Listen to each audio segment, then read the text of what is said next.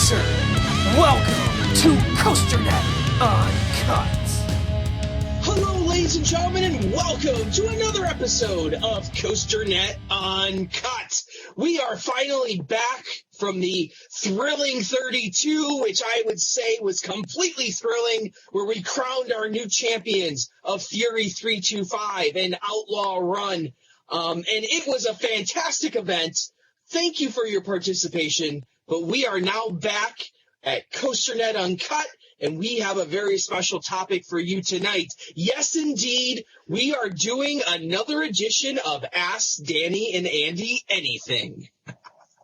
Yes, that's right. And you know what, Andy? It's funny because we talked about, how it's Ask Danny and Andy Anything, and you and I were a little bit disappointed that we got a few off-topic ones, but people have really been sticking to the theme parks and roller coasters in this, and I think maybe next time around people ought to take advantage of take advantage of the word anything. I mean, you were ready to talk about Batman versus Superman and how terrible, or maybe not terrible, you thought that was. And I was ready to talk about how awesome I thought Deadpool was. Saw that a couple months ago. I was ready to do some of the Deadpool rap, but I guess not. We'll just have to stick with what the people came up with.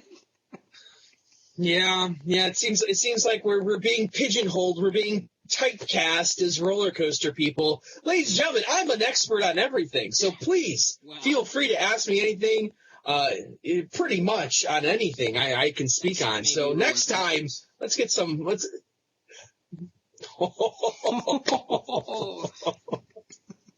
Oh, I got you. Okay, we're going to start the show like that? Fine. Let's get into our first question. All right. Well, we had plenty of people ask some on-topic and off-topic questions on both Facebook and the forum, so we'll start on the forums. Water Parker has a couple of questions here for us. First, he wants to know about the Legend and the new Double Down and whether we think it will deliver or if it will just kind of become another element. I was listening to the Holiday World podcast the other day, and they were talking about how this Double Down, you go down the first drop, and then on the second drop, it kind of veers off to the side, and then it goes into the four corners of death, as we know them. And that part of the Legend was always the one part where you could catch your breath really quickly, and they're putting this awesome element into it, so it certainly has the potential to deliver. Again, I'm not going to be like some people and rank a coaster or judge a coaster before I ride it, but I'm certainly excited, and it's certainly, especially in that back seat where you just keep going and keep going, it certainly has the potential to be a really fun addition to an already awesome coaster. What do you think? Well, I'm a little bit worried because I already like the Legend so much. I'm worried that these changes are going to fundamentally change the way you go through some of those later elements, because one of the cool things about Legend is its intensity and how it just completely beats you up going into that brake run and the helix into the maneuvers into the brake run. It just completely destroys you. And I feel that maybe some of these elements are designed to alleviate some of that intensity. I don't know if that's true or not, but I'm a little bit worried about it. So I think the elements themselves are going to be amazing elements, but I don't want to see an addition to the Legend that also has a subtraction to what already makes it really cool. If you can add and keep it the same way, add and keep instead of add and subtract, then I think you got something. I think the better question is it a new credit? Because it's so they're adding so much to it. Yeah. Is it a new credit? I don't know. We might have to file that one under I'll decide when I ride it. You might have to file it in that category. Well, the only other example I have to use is Hades 360. Yeah, Hades 360. And I always said that if I rode Hades or something like, even Son of Beast, like Hades 360 went through some major revisions. Yeah. Son of Beast was just subtracting something, so Yeah, this was like adding a whole new section to it. So I always said that I would probably count Hades 360 as a brand new credit. But now I think we're going to start seeing more of this, that we're now hearing that down at King's Dominion that GCI is coming in to redo parts of Hurler. So are they going to start adding elements to that ride now? Because I don't see them just simply retracking that ride to make a terrible ride into a -5 ride. There's going to be some fundamental changes, I would think. So I think we're going to start seeing this more, and this is going to be a question a lot of people are going to have to answer, themselves, obviously. Because, we also have the issue of the Hulk down in Orlando that a lot of people are questioning whether or not that's going to be a new credit. But for those RCDB fans out there, Dwayne has already put up a brand new listing for Incredible Hulk on RCDB. So it's a brand new listing. So I'm sure all the Crehos out there are already booking their +1. I'm, of course, booking my +1 because that's how I count things. Different steel track gives me a different credit. And so, obviously, some people count experiences, like the man in red here this evening, that he counts backwards, forwards, upside down, eyes closed, doing the swim, doing the shark fin. Well, that would have been a nice ride. I don't even want to bring that up anymore. Anyway. So it's going to be interesting to see, because I think my point here is that I think a lot of parks are going to start doing this to their wooden coasters, because it seems to be the thing that people want. Change it up a little bit, add something to it, make it a little better. I think we're going to see this a lot. So what's our next one? Well, Water Parker also wants to know opinions on 2016 compared to 2015. Can the likes of Lightning Rod and Valraven compare to Fury 325 and Twisted Colossus? I say no. I think Lightning Rod will probably be better than Twisted Colossus. Again, I have to wait to ride it to find out. But the 2015 ride class, you had rides like Thunderbird, Fury, Twisted Colossus, Wicked Cyclone. I mean, you had so many excellent. And even non-coasters, like Voyage to the Iron Reef, I was a big fan of. You had so many excellent rides open in 2015. 2016, we've talked, is kind of the year of the small park. A lot of small parks, family-owned parks getting coasters like Adventureland, Playland's Castaway Cove, Kentucky Kingdom is getting one. Not a whole lot of major coasters. I think you're kind of looking at Lightning Rod, Mako, and then maybe like Joker is your top 3, I think, and I don't think that compares to the top 3 of last year. I think it's not a bad year, but it's certainly not the best year we've had. So I'm gonna say 2015 is a little bit ahead of 2016 for me. My thing is I think Fury 325 by itself. It can outshadow a lot of years because of how great that roller coaster is.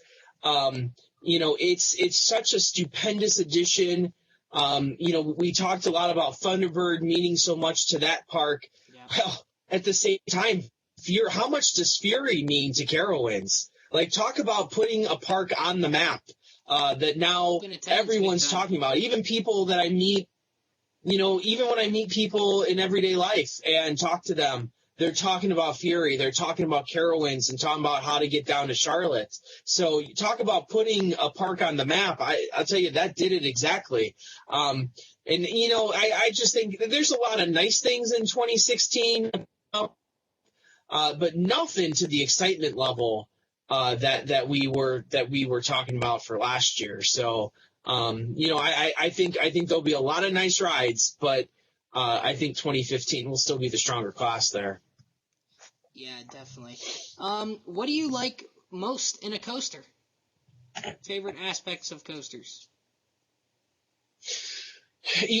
That's funny because this a question like that was asked on my page as well, and it was phrased a little bit differently though.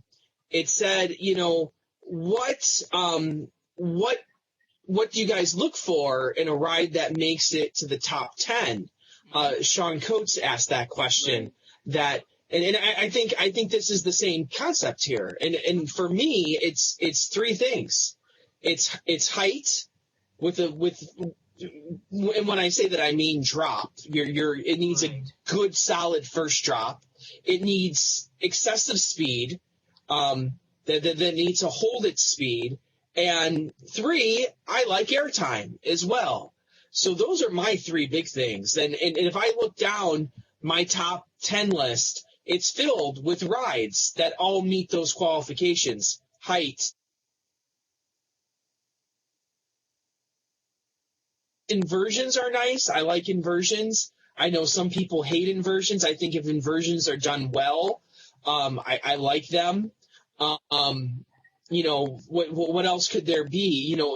I'm not a fan of the pops of airtime, and we've had this discussion over and over, especially on the forums and over the last few weeks. And it's the pops of airtime, which I feel that a lot of RMC gives you. And I'm not a fan of that. It's to me, I'm driving down the street, I hit a pothole, and I pop out of my seat. Well, that's not fun. Why would I think that's fun on a roller coaster? No, that's a good point. I think for me, mostly what I'm looking for is intensity.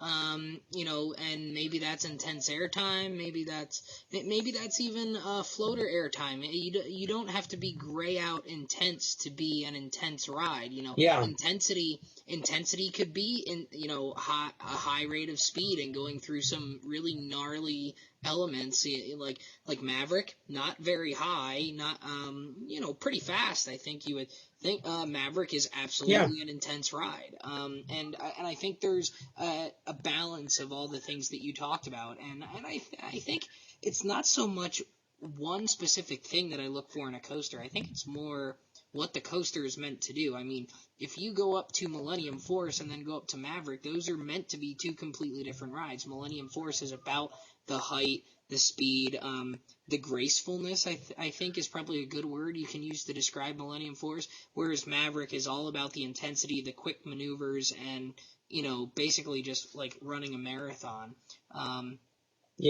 Same thing with the wood coasters. I think a good wood coaster has some good airtime, has good laterals and directional changes. It has some good speed, and it makes you feel like you're on a runaway train.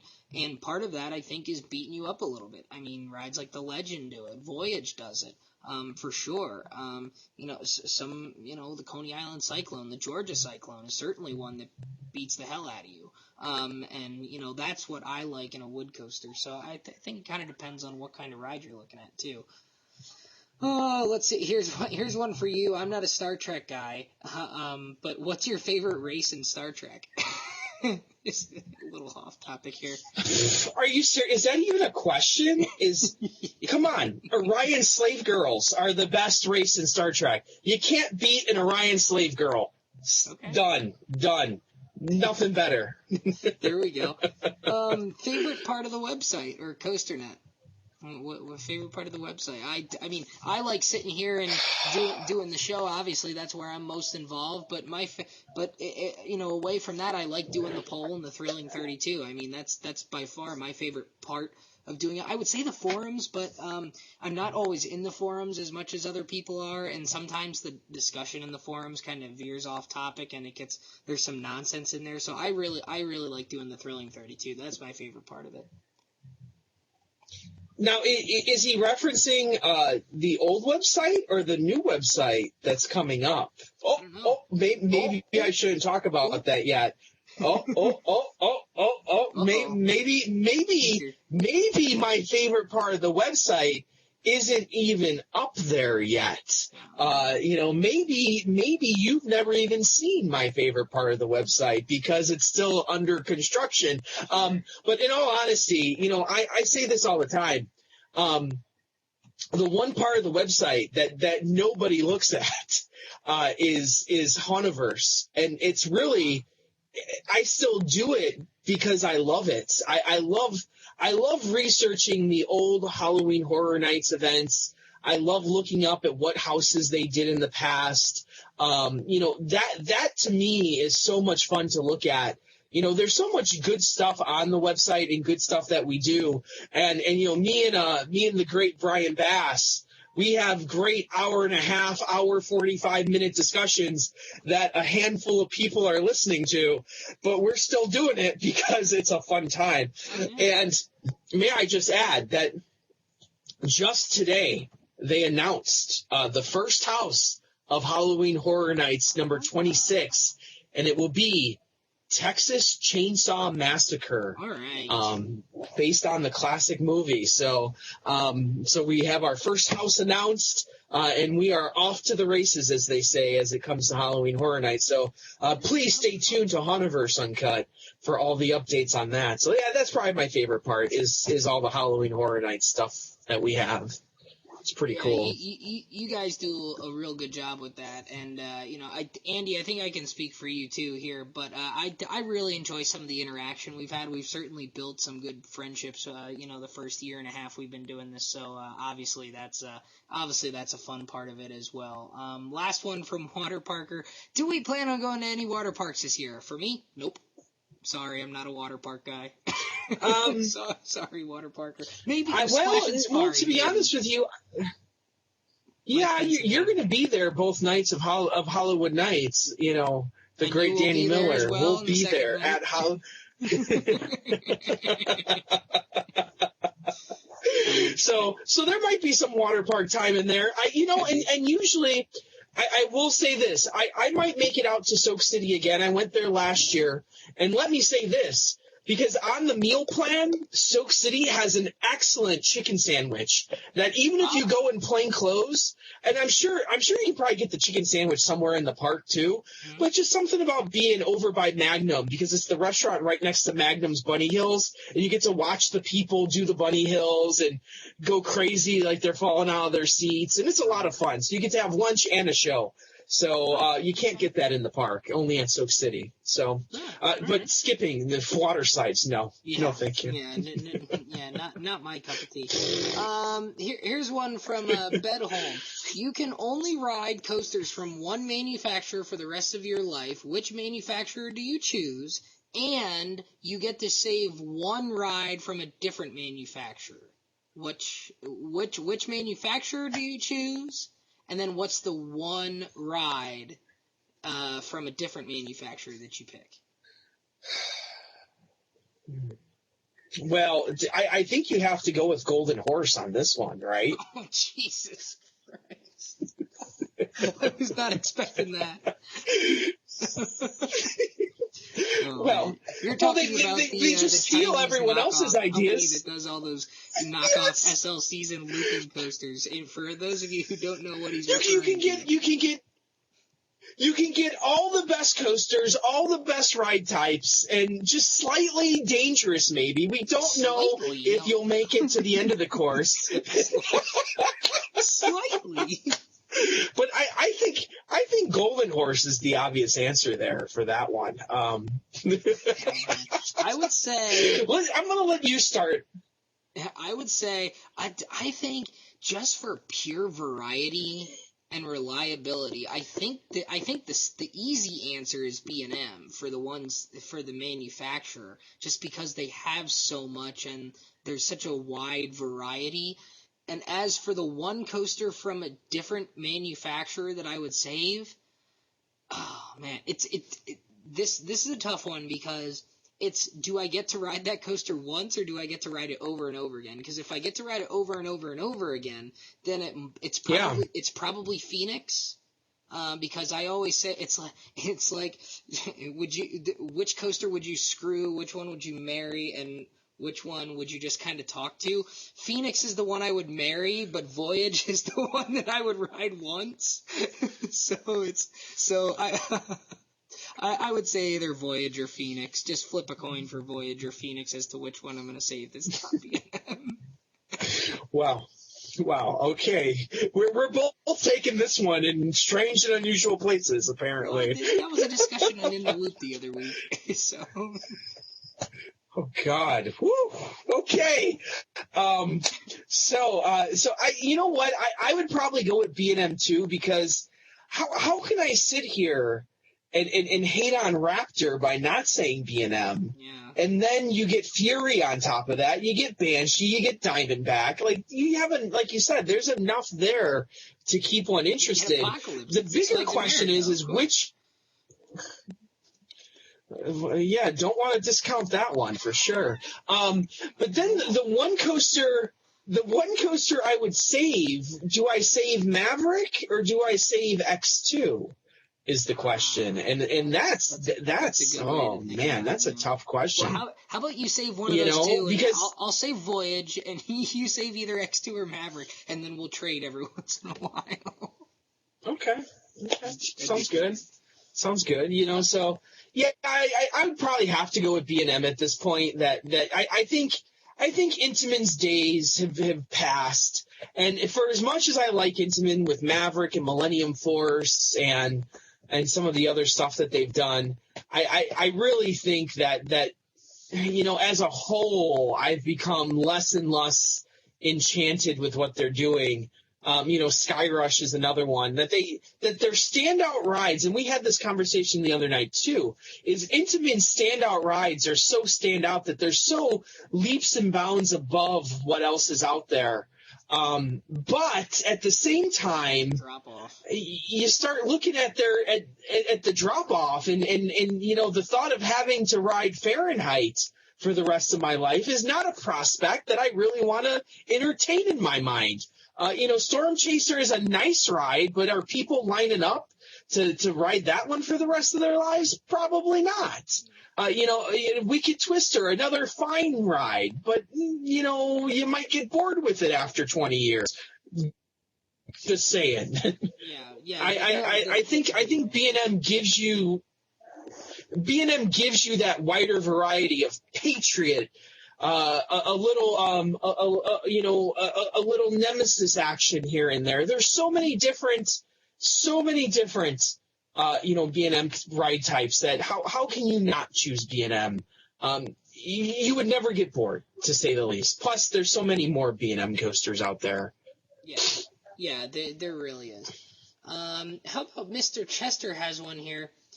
You have a lot of parks and chains investing in buying land and rebranding large sections of their park, adding general park enhancements. I know like park-wide Wi-Fi is one that's going into a lot of parks in the last few years.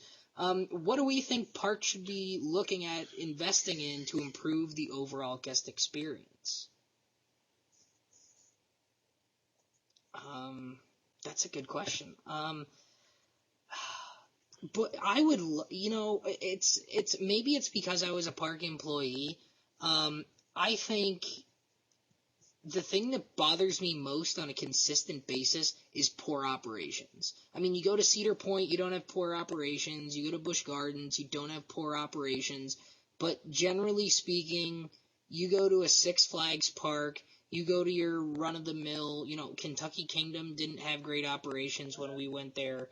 Last year, Holiday World has good operations, but generally speaking, I think poor park operations is what usually, and that's not just ride operations. That could be, maintenance. That could be, park services like the sweeper stick people and just keeping the park clean.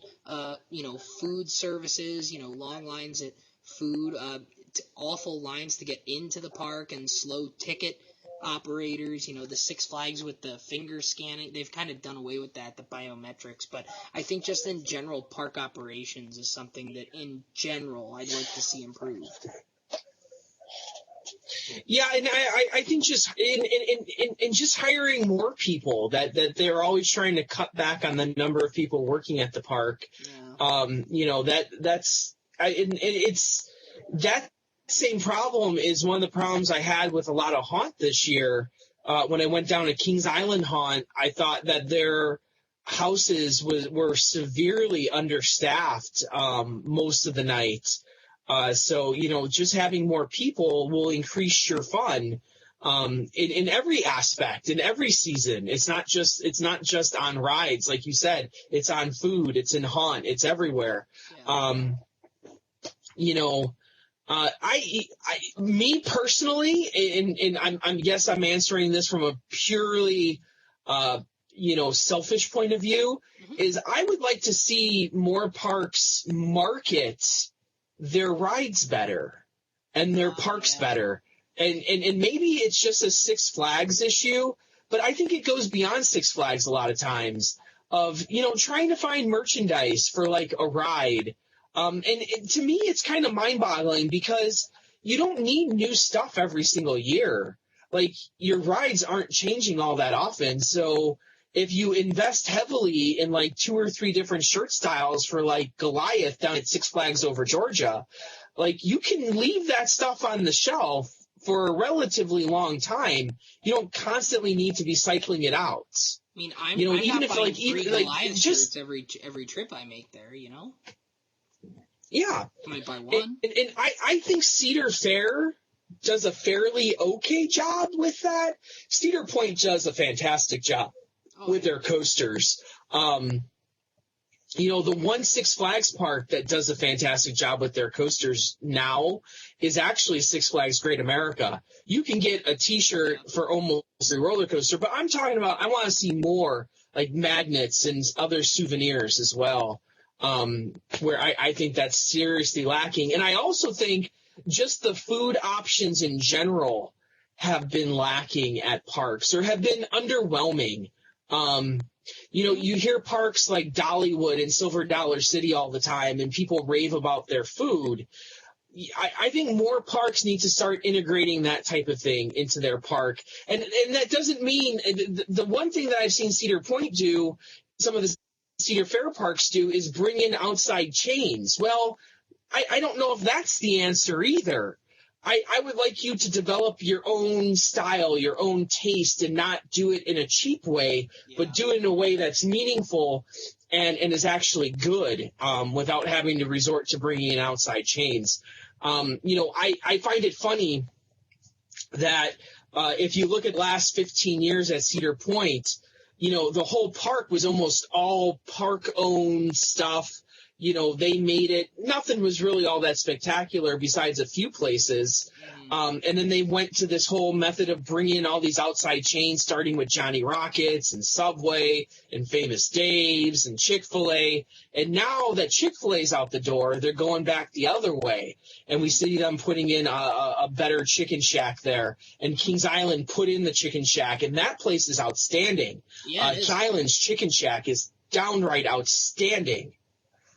From the sauces to the chicken, it's fantastic. So I would like them to do more stuff like that in park as well. Yeah, that was a good question there from Mr. Chester. Thunderworld had a couple here, some a little similar to other ones we're gonna have. One of his ones that I really liked, favorite ride element. So that kind of leaves the door open for a lot of options, but favorite ride element? I know what mine is. Favorite ride element. I'll go with mine first, so let you think. Mine, and for those of you who know that I'm a big fan of the flying coasters, mine is the B&M pretzel loop on those flying coasters. I think the Superman clones do it outstanding, and Manta and Tatsu take it to another level. I think Manta and Tatsu's pretzel loops are 2 of the most intense coaster elements anywhere. If you're in that back row, you're getting hit with 4.5 G's for 3, 4, or 5 seconds. And you're doing a front flip, which is you start out facing the ground and end up on your back, and then you're back in the flying position. Tatsu, it gets you towards the end of the ride. So it surprises you a little bit. Manta, it's right there at the beginning of the ride. But for me, single ride element, I'm going with the B&M pretzel loop on the flying coasters. Mine's real tough. I'm not a fan. Well, that's a fun one. I like Raptor's Helix, but as silly as this sounds, I'm still a first drop guy. If you have a good first drop, that's something that I think amazes the people. And you have I think of Millennium Force, I think of Diamondback, even Banshee's first drop completely oh, it's just amazing. If you can have a great first drop, I think that sets you up for a really fun ride. If you come off of that first drop thinking, oh my God, this is amazing, you're already happy, you're already moving into the next element, and there's nothing worse than a bad first drop. And once again, going back to the RMCs, that's the thing that has killed me on a lot of the RMCs is their Wicked Cyclone. That first drop is so underwhelming. It's to the point of silliness. I can't even begin to describe it how bad that first drop is on Wicked Cyclone. And then it's just I can't even talk about it. But a first drop, and then the other thing I would say is probably Ejector Airtime Hill. That those hills on Maverick, the two of them, are just out of this world fun. Like there's nowhere else like those in the world. So it's as silly as it sounds. I can sit here and quote your Cobra rolls and your Heartline rolls and your bat wings and your Dollywood butterfly wings. Yeah. But I'm going to say first drop. You got to have a good first drop. Yeah, I agree. The Batwing, I think, if it's done right, I know Montu and Afterburn and Banshee have pretty good. You're not a fan of those, but I think those are okay too. But I'm still they're kind of like the pretzel loop, just configured a little differently. He also wants to know what my favorite Cedar Point coaster is, since yours is Raptor. I go Maverick. Very slightly over Millennium and Magnum. I think those three are clearly the top three, and I think depending on how each of them are running, you could make an argument for any of those three. There's a little bit of a gap after those three for me, but Maverick, Millennium, Magnum, I think are probably one of the best 1, 2, 3 punches in any park. But so for Cedar Point, I go. All things being equal, I'd probably go Maverick. Last one from Thunderworld. What non-North America coaster captures your attention the most? I think I know where you're going with this one, but well, there's a few. There's British Raptor. That one really. Of course. Nemesis is probably one of mine. I would say Nemesis or Expedition G-Force, or maybe I would go with Blue Fire, just because it doesn't look like it's anything. It doesn't look like it's on the level of Maverick when you look at it, and our friend Brian Bass said the same thing because he ran Maverick years ago, and then when he rode Blue Fire, he thought it was out of this world. So I want to go and I want to get that experience. So, but I'd probably go Nemesis or Expedition G-Force just because they've been around so long and they're the perennial favorites, as we say. Well, the silly answer for me has always been the Superman Intamin ride down in Australia. Yes, that's another just one because, I was going to ask you about.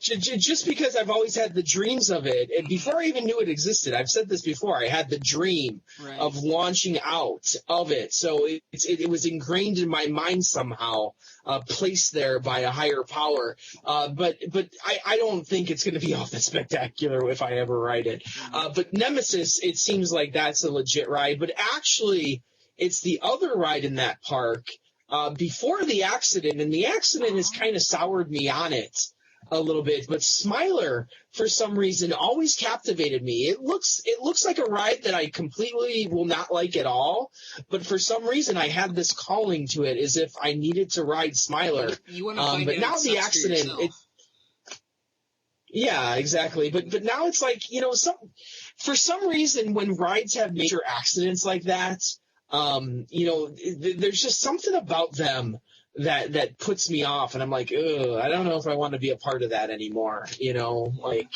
get that. It's just weird. It's so something so terrible happened. It's hard to get beyond that idea. Well, and also on the one that's featured on your shirt, I think Black Mamba is kind of like in the same class with Nemesis too, just because of all the theming. You see so many pictures of it. That's a little kind of looks kind of cool too. There you go. Let's see. My buddy Andy Kowalczyk from RIT If you had to pick one of the following B&M gimmicks, which one would you go with? The invert, the floorless, or the wing coaster? Ooh. Not floorless. Not floorless. Well, me, it's easy. Me, it's the invert all day. See, I would have gone with invert until I thought about Thunderbird. And then that made me want to go to, but I probably have to go to invert just because there's so many. I think the inverts tend to be a bit more intense, and I think you can go a little faster and more wild with those as of right now. Maybe we haven't seen everything out of the wing coaster yet, but flip a coin for invert and wing for me. I don't know. Thunderbird's we're still waiting for. We're still waiting for that Giga Wing. So once we get that Giga Wing coaster, maybe that'll change for me too. Yeah. But to be honest though, like my list, my top 40 is just peppered with inverts. Like I think my list is more invert heavy than a lot of people. Like in my top 40, I have, Raptor, obviously, Banshee, Patriots, Montu, both sides of Dragon Challenge. I have Alpengeist. Afterburn is on there. Afterburn, Talon. I mean, you've got some awesome coasters in that, but you're not a fan. Talon, Silver Bullets. What the hell is wrong with you? Universe said you gotta love that white stripe.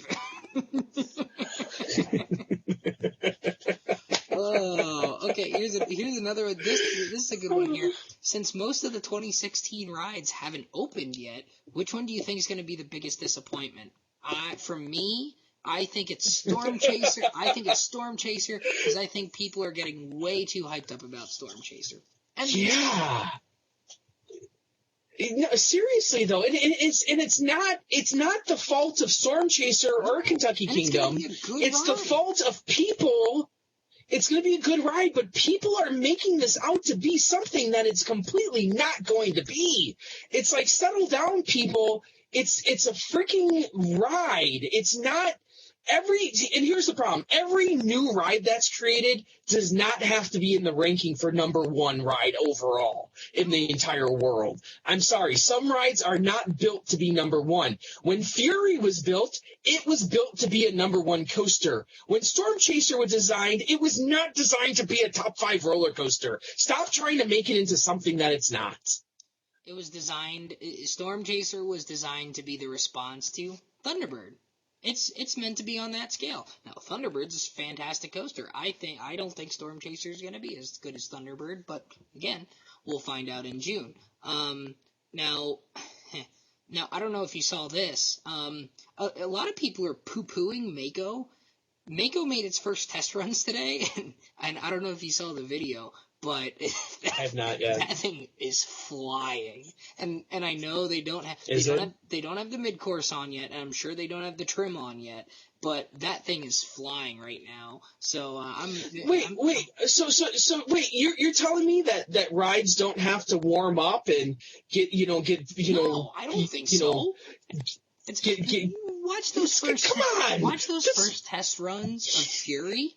And how about that test run video that Dollywood posted? The one video that exists of lightning rod running? Does that thing look like it was going slow and needed time to warm up, even though they were testing it in the beginning of March? Get out of here.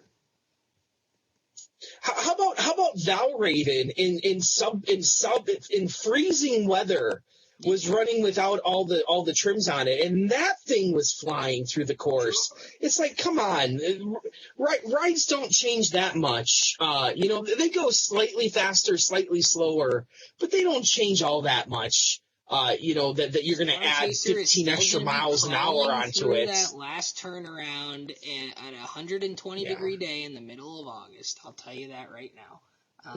Sorry. I think, and again, I don't think it's going to be the worst ride. I think it's going to be the biggest disappointment because people are too excited about it. I think that's all it is. Yeah, absolutely. Gecko Hunter, one of the people who was right in the running there in the Thrilling 32 at the end. Which traveling coaster do you want to ride the most? I only know one. Well, I know of a bunch. Well, I mean, I know you have like your Galaxies and a lot of your ones that travel in Germany. But is there any real answer aside from Olympia looping? Like that's the answer, isn't it? And to be honest with you, I have some friends that have told me that it's not all that people make it out to be. Well, I have some other friends that tell me that it's amazing too. I want to find out to see if it is or not. Yeah. Would you consider French Raptor a traveling coaster since I have to travel to go ride it? Relocating counts as a traveling coaster.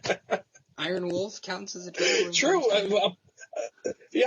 Apocalypse, bringing back Apocalypse for the second time this show, for the first time ever. No, Olympia looping is one of those I want to find out. And even though the rumor has been that Olympia looping's traveling is coming to an end, but supposedly it's gonna be installed I forget where. Our buddy Matt from Yorkshire. He has a question coming up here, but he had told me that somewhere was looking to install it permanently once it's done traveling. So maybe we'll see. That's one I'd eventually like to get on. Superbat BPY, he wants to know where a bunch of different manufacturers are going to be in 10 years, like B&M, Intamin, RMC, GCI, Premier, Mac, SNS. I think B&M is going to be right where they are right now. I don't think we're going to see a whole lot of change. I mean, Intamin, I think, is going to stay relatively put. I don't think they're going to come back, at least in the coaster world. RMC, I think, is going to grow. I don't think anyone's going to argue with that. GCI, I think, is looking more European and Asian right now with the emerging middle class overseas. I think you're going to see that. Premier, I think, is going to do, a handful of coasters here and there. Mac, I would love to see come over here and start doing more stuff like Cobra's Curse. I hope we see that. SNS really isn't a factor for me in terms of I think they're mostly, maybe some flat rides, a couple of coasters here and there. But I think aside from RMC doing more here and then eventually going overseas, I don't think you're going to see a whole lot of changes. I would say maybe my one big change is maybe Mac gets a bigger presence here in the U.S. That's what I want to see. What about you? Well, and with RMC, I think it all comes down to how well their steel coasters are received with this T-Rex track and the Raptor models. That's going to be the make or break point for RMC because they can do wood coasters, although Lightning Rod, whether or not it be their fault or not, that's going to hurt their business, I think, a little bit. The fact that it's not opening up and it's been such a public issue. But I really think I don't even think that comes into play in their 10-year plan because I think it all boils down to can they make their own steel coaster and how well those steel coasters are going to be received. That's going to be the key. That's if those T-Rex rides don't do well right off the bat, RMC is going to have a hard time competing in the marketplace with companies like B&M. And right now, RMC, and see, here's the other problem with RMC, is RMC's playing that small game. They're playing small ball right now. Mm-hmm. So B&M is your home run hitters, okay? They're knocking stuff out of the park. They're charging you $20 million a ride. RMC's playing small ball. But the problem is yeah, that's a winning strategy, but sometimes you get bit in the ass too with it because what's happening is you're not making big money like B&M is. So can you sustain all these small rides, or do you need to start in the big splash there? And maybe that's the T-Rex track, and I don't know. Can they survive on making these small splashes? Well, and I think it'll come down to this, because eventually, the Iron Horse thing, we've talked about this for a long time. The Iron Horse is going to run its course. Even the Topper track is eventually going to run its course, because parks only so many parks want wood coasters. Now, the Topper track gives them a little bit more leeway because of the lowered maintenance costs, but only so many parks are going to want wood coasters too. And, you're not going to have parks going back to RMC for multiple wood coasters, I don't think. And so it's going to come down to eventually what they can do with their all-steel coasters. And at the end of the day, B&M has a very similar system. B&M is tried and true. They're reliable. Some of the RMCs have proven not to be as reliable right now. So, we're seeing that. And the B&Ms are going to have better capacity. You look at those trains on those RMC cars, they will not hold as many people as those B&Ms. So when your bigger parks are looking for big steel coasters that can put through 1,500 people an hour, they got to go B&M. They're not going to have that type of capacity the way RMCs are currently looking to set up, even with the T-Rex and the smaller Raptor style track. I mean, they don't have the capacity of the B&M, so I think that's going to be a factor as well. I think we got one or two more from the forums here, and then we had a couple on Facebook. Pretend Box asked us, do you think the coasters will eventually stop getting taller? And I think the answer to that is we kind of already have. I mean, we haven't seen the height record broken in, over a decade now. I mean, we're getting it with the Polar Coaster and the Skyscraper down in Orlando, but I think that's kind of cheating. Nobody's really building a coaster that big anymore. I think the only way we're going to see height records broken now is if they build a tower like that and attach it to something, or like the Stratosphere, they were going to do that big fishhook coaster at one point. I think the only way you're going to see height records broken is attaching it to something. I think, like he says here, we're gonna just be building smaller rides that focus on the fun and some elements, as opposed to crushing ourselves with high speed and G's. Because if you were to have a 500-foot lift hill, nobody has room for that.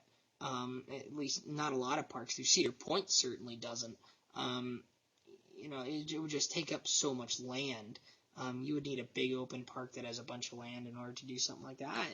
And the investment, I mean, you're talking $40-50 million, and, your regional parks don't have the resources, and Universal and Disney parks aren't going to invest that much money in just a plain coaster. They'll put it towards a better experience with some IP attached to it. So, I don't think we're seeing the heights go anywhere anymore. I agree. I think that's pretty much all we had for the forum. So you had a couple of people on your Facebook page, and then I had a few as well. So why don't we go through those very quickly before we wrap up? Why don't you go ahead? So on Facebook, we had Robert Dole, our good friend, says, what was your most memorable coaster experience? Why was it so memorable, and why will you never forget it? Man, I've had so many. It's hard to nail it down to just one. These are all stories I've told before, so I guess that's why they're memorable to me. Because, I talk about that Maverick ride I had during Halloween weekends at the end of the night. That was just out of this world. And it was the last time that I rode it with the old hard restraints. Sure. And man, I'll tell you what, it was a ride like I've never had before. That's the one that really stands out in my mind, as being if I had to boil it down to my best single course run ever on a roller coaster, I would have to say that was it. Just because it was so out of control. I just felt like I didn't feel like we were on a track at some points of the ride, that we were just flying so fast. It was amazing. Oh, man, I have so many good ones. I don't know that I can pick one.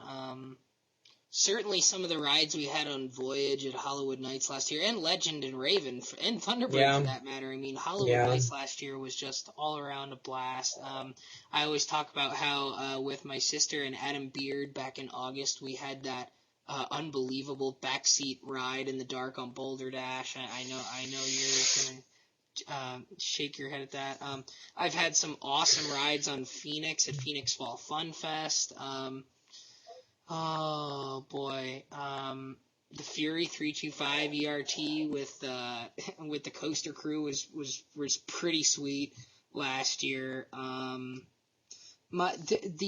Labor Day weekend ride that I had on the Beast with my dad, sister, and aunt, where it was right after a thunderstorm, and as we crested the top of the second lift hill, we saw a big lightning bolt shoot across the sky behind the Eiffel Tower.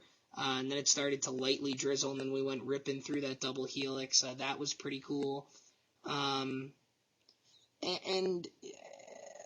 man, my trip to Dollywood, meeting all the Coaster Radio folks, meeting a lot of fans of COASTER-net Uncut, and spending an entire weekend with just a great group of folks was, in terms of just a single event, just a lot of fun. God, there's honestly way too many to pick just one. I think anyone could really, attest to that. Certainly anytime you meet up with people is a good time, but anytime you're riding a good ride, it's I'm kind of a cop out answer there, but what are you gonna do? What else we got? Yeah. Well, the next question I have here is from our good friend Pat East. Uh-oh. And Pat East says, I'm not excited get ready. for Kong. How hyped are you guys for Kong? Well, Pat East, I'm not even going to justify that with my standard 15-minute rant on how it's such a terrible idea and how it's a joke and how it's going to fail and how they could have done the same exact thing and placed a Jurassic World overlay onto it and had a ride that would be about only, I'd say 1,000,000 times better. But I won't go into any of that because I'm just going to say it's going to be dumb. Well, here's what I'll say, and I'll use this comparison because I was listening to some old episodes of In the Loop during work, and I think the Legend made this comparison to it. I'm more excited for Kong now than I was when they first announced it because of some of the stuff we've seen, but I'm still not sold on it, and here's the problem. I am worried about what's inside. I am worried that it's not going to be immersive. I'm worried that it's just going to be another screen attraction. We know that it's not just going to be screens, but I'm worried about just the execution of it because the Legend compared it to a really fancy steakhouse. It's like if you go to a really, really fancy steakhouse and the only thing you can ever order is steak, and you go to that steakhouse every night, but you can only get one thing on the menu, eventually you get tired of it. It's like I might want the chicken some nights, or I might want, a beef Wellington, or I might want the roasted duck some other time. You don't want to have hamburger the rest of your life. You might want to change it up a little bit. So I hope if it's different enough from some of their other attractions, then I think it's going to be really nice. Again, I prefer the Jurassic World ride, just like you, because I'm not as familiar with King Kong, and I'm not as much of a fan of King Kong as I am the Jurassic Park franchise. But for me, it's kind of a wait and see, I think. I'm certainly not hyped for it, but I'm certainly not discounting it just yet. But it's a wait and see for me. What else? Hard pass for me. Hard pass. So we had two really good comments from Henry and Jim, who both asked about VR coasters, and I think we're going to save that and do a whole episode on VR. Yeah, that's because both their questions were really, really. Yeah, both their questions were really, really good, and I don't want to sit here and talk 30 minutes about just that. I think that's a whole show, so we're going to put that off to the side a little bit. Sean actually asked for some tips for hitting Hershey Park for the first time. So I know when I went, I thought the tip that you gave me was to go towards the back of the park first, to go do your Fahrenheit, and that, and do that loop in the back, and then make your way towards the front. Is that still how you would tackle it, Mr. Hershey? Yeah, for the most part. I think here's the thing: if you're at the gate right when they open, and you take that little hidden path off to the side that goes back along Sky Rush, you can get to Sky Rush before the main crowd does, because a lot of the crowd that goes left has a longer path to get around to Sky Rush, and a lot of people will go ride the Comet. Do not ride the Comet first thing in the morning, because it's the first coaster everyone gets to when they go that main way. So if you really want to ride Sky Rush first, you can, but you have to be there when the gates open. If you're not there when the gates open, don't go to Sky Rush first, because that's the second thing everyone hits after they do Comet. And you would have to take that little pathway that runs along the river that goes underneath, where you can see all of Sky Rush, and you won't have time to stop and take pictures. You have to go right to the ride. You can always take pictures and video of it later. So if I'm there when the gates open, I'll usually do Sky Rush and then Super Duper Looper right away, skip Comet, and then after I do those two, I'll go back to do your Storm Runners, your Sidewinders, and your Fahrenheits, the three really low capacity coasters. You certainly want to get to Fahrenheit and Storm Runner and Sidewinder within the first 45 minutes or so. Storm Runner and Sidewinder are right next to each other, and you can hit both of those, and then Fahrenheit is back a little bit farther. So you definitely want to get to Storm Runner and Sidewinder within the first half an hour to 45 minutes of rope drop. If you're not there right when the gates open, you definitely want to go back to Fahrenheit, Storm Runner, Sidewinder first, because Sky Rush by 2 or 3 o'clock is usually fairly empty. Even on your busier days, it's usually maybe 25 minute wait, because people ride it first thing and then don't go back to it. So that's the thoughts on Hershey there. Lightning Racer never has a line, so you can always do Lightning Racer whenever. So I would Laugh Track certainly throws another wrench in that. Because that line does get long quickly. So that's another option as well. You could start, you certainly want to get back there within the first hour or two as well. Did you make it to Hershey last year to ride Laugh Track? Yeah, or no? Yeah, I went several times. Because you have never said how that ride was, ever, to me. Oh, Laugh Track is interesting. It's the same layout as the spinning coaster at Waldameer, the Steel Dragon. Undertow at Santa Cruz Beach Boardwalk, that ride. Lagoon has a version of that ride called the Spider. Seabreeze up in Rochester has the Whirlwind. It's that ride. One of the turns is banked a little differently, but it's the Mauda Zuna spinning coaster. It's a nice ride, good family ride. I like it a little better than the outdoor ones just because it's got all the funhouse props in it. The only issue is all the funhouse props are all inside this building and it's not sectioned off at all. So it's so bright in there. It's not really dark. You can see all the track and whatnot, but it's a fun ride. Okay. I was just wondering because I don't remember you ever saying anything. The next question is from John Galletley, and he says, pick 5 aspects, one each from a different amusement park, in order to create a perfect park. So coaster lineup, flats, theming, atmosphere, operations, food, customer service, views, anything else you can think of. Well, John, I can tell you a lot of my stuff's coming from Cedar Point. You talk about coaster lineup, Cedar Point. You talk about even things like views. The views at Cedar Point are pretty nice. The operations, I don't think you get much better than Cedar Point's operations. I haven't been overseas, so maybe, you talk about theming. I really like the theming at Islands of Adventure.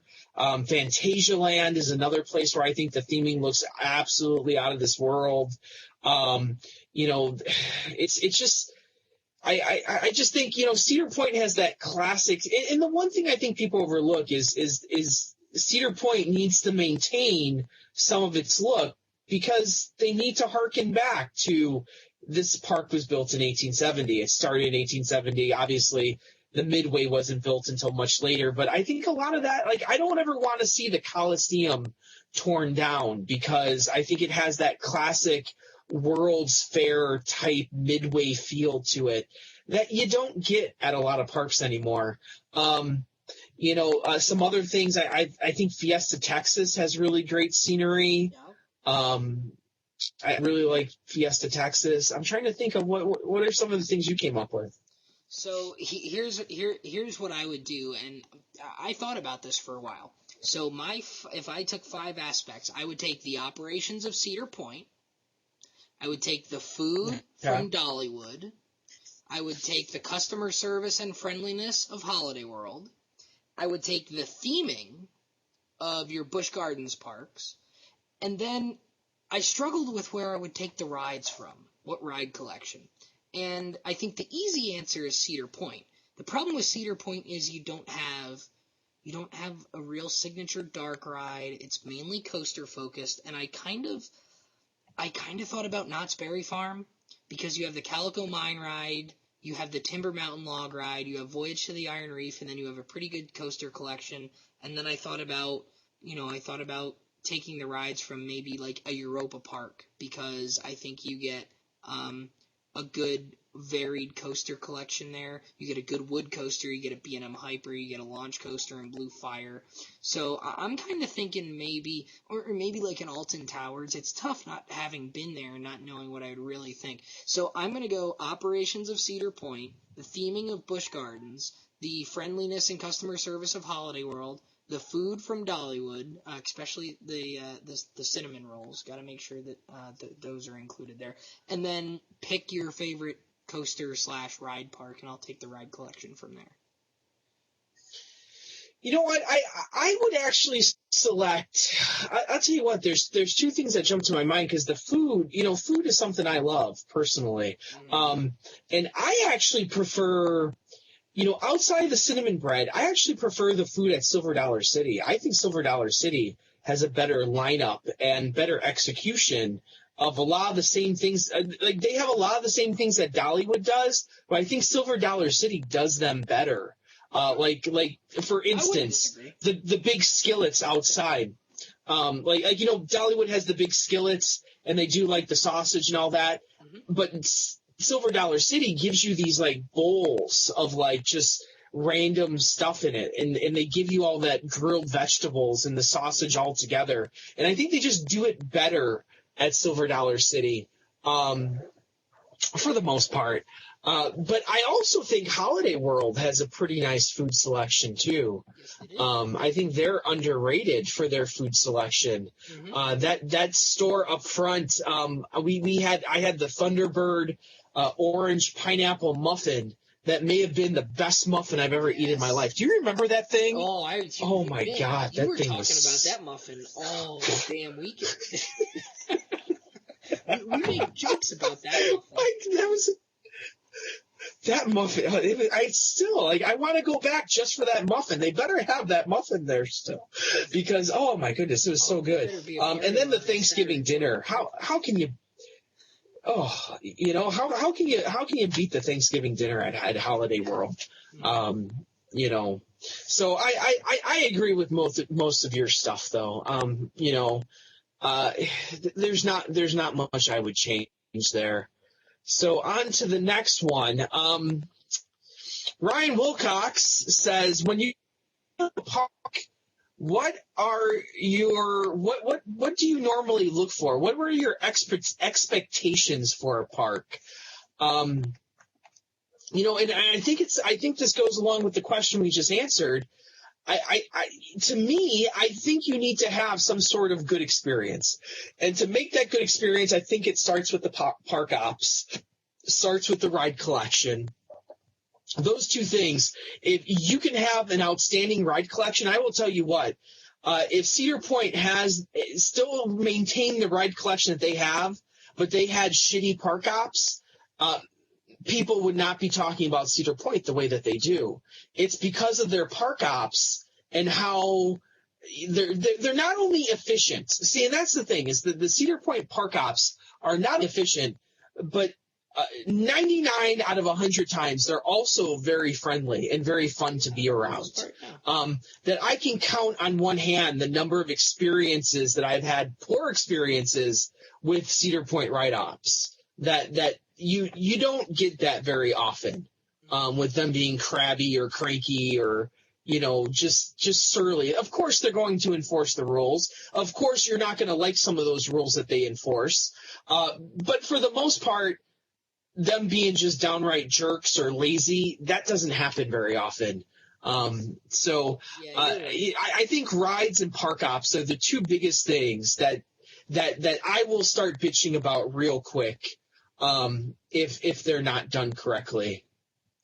Yeah, same here. I mean, having been a ride operator for a couple years, it's not difficult to be quick on the ride platform and smile and say, enjoy your ride. It's not difficult. I know you're only getting $7.50, $8, $9 an hour, but it is not difficult, folks. It really isn't. And yeah, I just want the good customer service. Generally speaking, a lot of rides or a lot of parks have very good rides. Cedar Point, Six Flags Magic Mountain has good rides. Six Flags Great Adventure has good rides. Six Flags Great America has good rides. And then it's like you look at some of these parks, and what differentiates them on my, favorite park list is the customer service. The parks that are towards the top of my favorite park list are rides like Holiday World, Cedar Point, Dollywood, Silver Dollar City, Busch Gardens, Universal, because they make it a point to make sure you are not only enjoying the rides, but you're enjoying the fact that you are there at their park. Holiday World always talks about how they're welcoming you into their home, and that's the kind of feeling that I want when I go to a park. Not just, oh, well, you paid your $45 to get through the gate here, have a good time, I guess. That's all. I think it's simple. Yeah. The next question comes from the current FHW/BRW heavyweight champion, the Great Salvation, and he says, nachos or soft pretzel when waiting in line for a ride, which is better? I've always been a soft pretzel guy because my local pool when I was growing up, before we had a pool in our backyard, the one thing I always got was a soft pretzel with they'd spray it with the little water bottle so that the salt would stick to it, and you throw it under, whether it was the microwave or the heat lamp, or it was in that that magical box with the Super Pretzel logo on it, whatever it was always a 70-cent. There were 70 cents when I was a kid. The hot pretzel. I mean that's a I get I don't know if they're Annie Ann's or if they're homemade right there at Giant Center, but every time I go to a Hershey Bears hockey game, between second and third period, I get myself a fresh squeezed lemonade and a freshly made soft pretzel. Well, if I'm limited to those two choices, it's definitely soft pretzel. But the better answer is 1, cheese on a stick, and 2, elephant ear. Those are the better answers beaver there. Tails. So, beaver tails for our friends up in Canada. I've not had one of those yet. Oh, the beaver tail. I've not had, they had them at Roller Coasters the ACE event up at Canada's Wonderland back in September. Before our nighttime ERT on Wonder Mountain's Guardian and Leviathan, we had a certificate to get beaver tails, and the beaver tail. It's basically like a sweet, flatbread, and you can get they have like the cookies and cream flavor. So my beaver tail, it's about, this long. I would say it's maybe about 6 inches or so. And it's like a sweet flatbread. And I don't know exactly what kind of bread it is. But mine was Nutella with chocolate chips and Reese's Pieces. And it was phenomenal. And it's warm, too. And it makes a hell of a mess. But there's nothing like, scarfing down a beaver tail and going to ride Leviathan and Wonder Mountain's Guardian to end your night. But between those two, I'll go with the pretzel.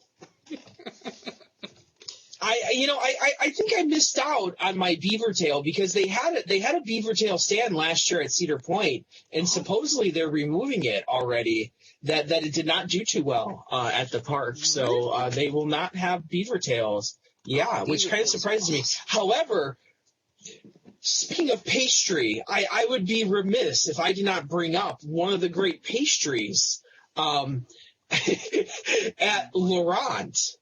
They have excellent crepes that are made right in front of you. Crepes. And speaking of Nutella, I had crepes. Oh, I had some crepes at Leroy, and we had a very good time eating them.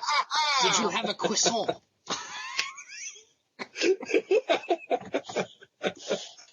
So I also had the Nutella, but Nutella and banana, which was fantastic. That was another option. You could get You could get like a chocolate covered banana one. They had like a hot fudge, like if you've ever had the hot fudge sundae Pop-Tart, where it's like it's got the the drizzle, you know how the Pop-Tarts are, where it's like the frosting. You could either get that kind of thing like hot fudge sundae. You could get like cinnamon rolls, where it was like cinnamon bread and then had like the strudel on top of it. There's like 8 or 9. There's like, oh man, there's so many. I wanna look up what all their options were now. Canada's Wonderland Beaver Tails. Oh my God. Here we go. Dining locations. Beaver Tails. Here we go. Oh, did they give me the list? Oh man, they don't give me the. Okay, so there's a picture here. There's they have the chocolate Nutella with the bananas on top. They have they have the Nutella with the Reese's Pieces. Oh, let's see, what else can we get? I think there was like 8 of them altogether. Oh, Beaver Tails is, it's like its own thing. Okay, Beaver Tails pastries are products. Here we go. I'm on the Beaver Tails website. Beaver Tail pastries. That's what I want. Good God. Whole wheat and hand-stretched, cooked fresh, served piping hot with decadent toppings of your choice. Ranging from classic cinnamon and sugar, they have like cinnamon and brown sugar. The triple trip, which includes chocolate hazelnut spread topped with Reese's Pieces and peanut butter drizzle. Boy, oh boy. Let's see. Ooh, they have cinnamon and sugar, Kilolo sunrise, chocolate hazelnut, maple, apple cinnamon, cocoa vanilla, triple trip, avalanche, and then chocolate banana. So they have a. Oh. All right, I'm hungry. I can already tell you. I need to go to Canada. I can already tell you why they did not succeed in America is because nobody wants wheat bread in their dessert. That's why. Oh, if they made it with white bread or made it with donut bread. It's what? Basically a flat cinnamon roll. It's awesome. Wheat sounds healthy, and I don't want any healthy in my dessert. I didn't even know that it was wheat. Yeah, I want no healthy in my dessert. I'm going right to the elephant ear. That's pure grease, cinnamon, and sugar. That's what I want. All right, what's next? And no, now you got me started on this, because now I'm going to move into my donut time rant, okay?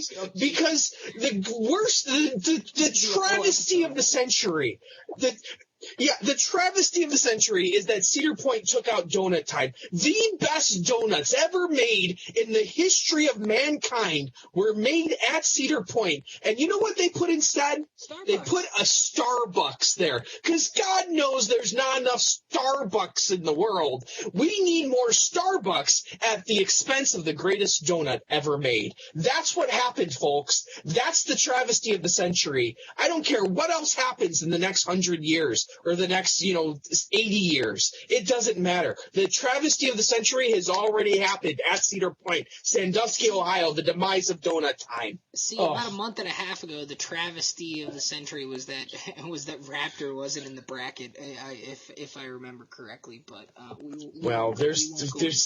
that was also a travesty. That will be rectified for next year too, by the way. Anyway, so we're moving on to your Facebook now. We only have a few questions here. Yeah, so we've got 2 or 3. People are like, "Oh, you're making me hungry." Everyone's going out to Dunkin' Donuts right now. I don't know where it was posted, but I saw this, and I don't know where it was posted, and I wanted to mention of it. So Brian Viachetti, he mentioned that he had noticed that he thought that I had lost weight from watching the show, which he is correct. After I went down to Carowinds in July, I went on a diet and I lost 25 pounds by Labor Day. So first of all, thanks, Brian, for noticing that. But he wanted to ask you when your neck beard is going away, so that kind of made me wonder. You know what? He's just jealous that he can't grow one of these. That's what his problem is. He's just jealous that he's not manly enough like Mr. Andrew Rabarchak, VHSBR. I shaved in a couple days. You guys have seen me with the big nasty beard.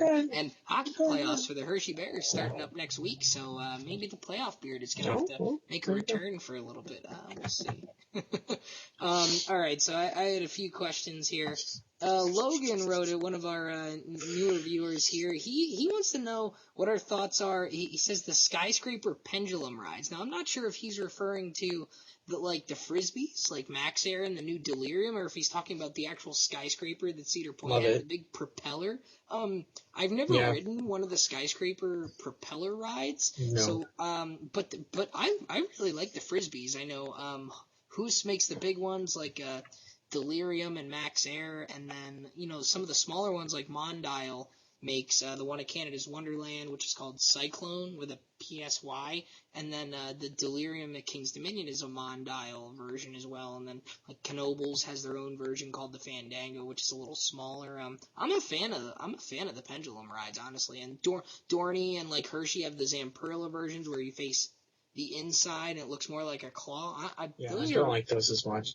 Yes, I like the pendulum rides in general, though. I really like them. Yeah. And I too have never been on the skyscraper that has now been removed at Cedar Point, but I do love the slingshot. And yes. I'll tell you what, the slingshot experience was out of this world fun. I'm not, obviously it costs money. I'm not telling you to go out and ride it every time you go because I've only been on it once, but I think it's something you have to do once. And I would say do the biggest one, and the Cedar Point one was real fantastic. So I would suggest if you're at the park, go do slingshot. Yeah, if you want to come back in two pieces, I guess. I don't know. Ryan Wilcox here. He wanted to get our thoughts on the California's Great America announcement from a couple weeks ago, the expansion. I think that one might be a show in itself as well because that's a park that I have been to. Yeah. You have not, but you're thinking about getting to this year possibly. Yeah. I think a lot of good things could possibly come from that. We're gonna have to wait and see, but I certainly think there's a lot of opportunity at that park. I have a few reservations about it myself. Sure, yeah, sure. And I know we've discussed this privately, but I have a few reservations about the whole plan and what's going down. But yeah, I think that's a whole show in itself for sure. So, and I believe we have one more question, correct? Yeah, there's one more from our buddy Matt from Yorkshire there. I mentioned him a little bit ago, but he actually has gone a little off topic here, like a couple of the other ones. Said, aside from visiting theme parks, what parts of the world do you most want to see?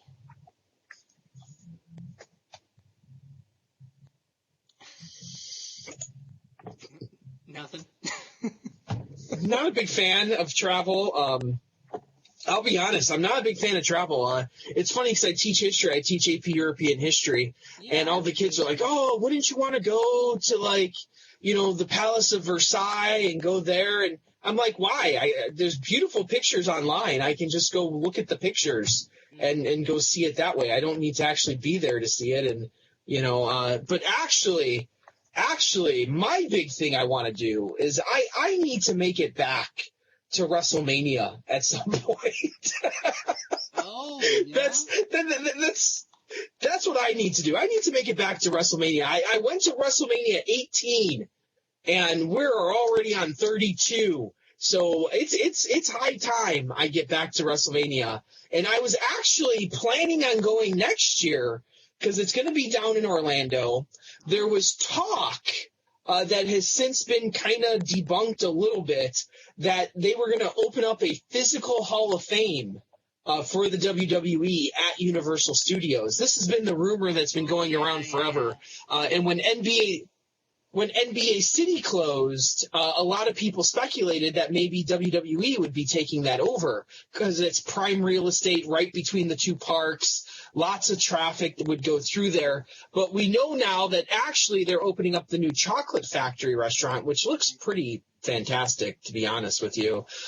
So I'm a little bit bummed that the Hall of Fame's not going there. I'm not saying that it still can't make it somewhere on the City Walk, but I thought that would have been the perfect spot for it.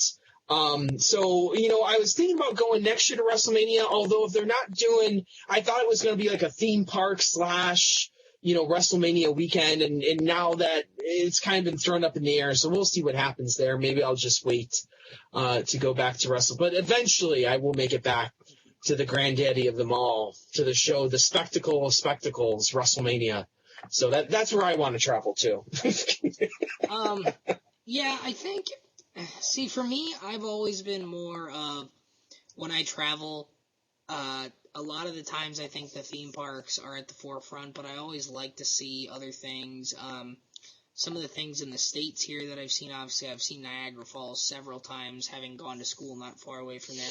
The St. Louis Arch was one of my favorites when we did the Missouri trip. That was super, super cool. And as an engineer, appreciating all the mechanics of how they had to build that and the little elevator that goes up to the top, it was really cool. One of my favorite places that I've been to also was the San Antonio Riverwalk. I highly recommend the San Antonio Riverwalk to anyone.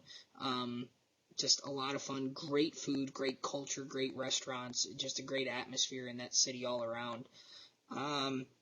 As far as places I want to go that I haven't been yet, and again, it would probably be coupled with theme parks, I think, at this point. I'm excited to go to, like, the Rocky Mountains this summer. I haven't been, that's kind of like one of the, the Pacific Northwest and, the mountain region of the country is one place that I haven't been to yet, really, that I'm interested in going to and just seeing, just nature in general out there. As far as Europe goes, boy, there's so many, historic things that you can see in, like, Germany and England and Italy. Like, seeing the Colosseum is one thing I've always wanted to do, and the Leaning Tower of Pisa. That's always stuff that we've talked about. A lot of historical things in Spain as well. Famous architecture and things that you can see there. The Great Wall of China is always something that has been on my list of things to see as well. I'm sure pictures don't do it justice of just how far that stretches and how it follows the landscaping and the terrain and how it just, basically snakes all through the mountainside there. And I think two of the other things that I would say that I would want to see, I really do want to go to Alaska at some point. I'd love to do like an Alaskan cruise or something. I think that would be really cool one day. And I'd love to see in person Mount Fuji, which I think is easy to do with a theme park trip, but maybe more difficult is I'd love to see Mount Everest in person. I'm not talking about going to climb Everest or anything, but I'd love to see it. Kind of like, technically I can say I've seen the Grand Canyon because I've flown over it when I've flown into Vegas and whatnot, and I've flown over it, but I've never actually been to like Grand Canyon National Park, so that's certainly on my list next time we go and do a longer Vegas trip. But I think like the Great Wall of China, some of your historical landmarks like, the Berlin Wall, the Colosseum, the London Bridge and the London Eye would certainly be on that list, and like Mount Fuji and Mount Everest, I think are things that come to mind as far as places I want to go and things I want to see. So there we go, Matt. Does that just about wrap it up? I think we got to mostly everything. I think so. There's a couple we didn't get to, obviously, for time's sake. But we did go pretty long here, so I encourage folks, thanks for all the submissions and the questions, and I encourage folks to, don't be afraid to go off topic, because Andy and I certainly have some odd interests. Like you do the wrestling thing, and you're actually very involved in the LFL as well. That's one thing that maybe people. Yeah. You're into, I do a lot of weird stuff like geocaching. I know geocaching is something a lot of people do. I play professional bubble hockey. I'll actually be in a tournament this weekend. So that's very, very strange stuff that you and I do here. So definitely don't be afraid to go off topic here. Next time we come around, we will be doing this again, probably sometime in the fall or the winter. We'll probably do this again. We usually like to do it a couple times a year. So yeah. Any final thoughts before we say goodnight? Very much for us here. Yeah, thank you very much for joining us here tonight. It's been a great time, great questions. As always, I'm Andrew Barchuk from Chicago, Illinois. And I'm Danny Miller from Binghamton, New York. And as always, Mamba out. See you next time, folks.